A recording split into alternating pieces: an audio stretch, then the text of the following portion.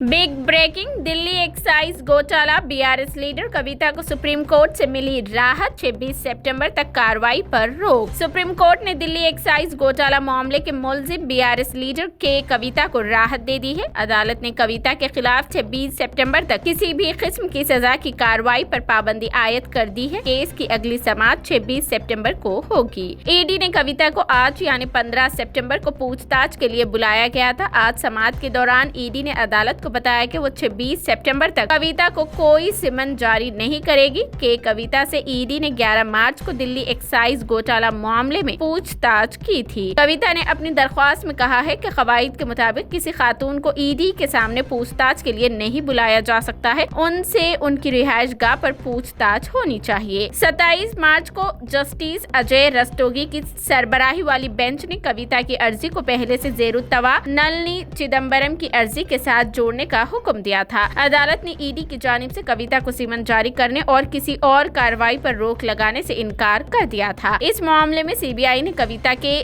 CA बोजी बाबू को 8 फरवरी को गिरफ्तार किया था। बोजी बाबू पर शराब पॉलिसी की तश्कील और उस पर अमल आवरी में मुबक्किना किरदार अदा करने और हैदराबाद वाक़े होलसेल और रिटेल लाइसेंस दहिंदगान और उनके मुस्तफीदीन मालिकान को गलत फायदा पहुँचाने का इल्जाम लगाया।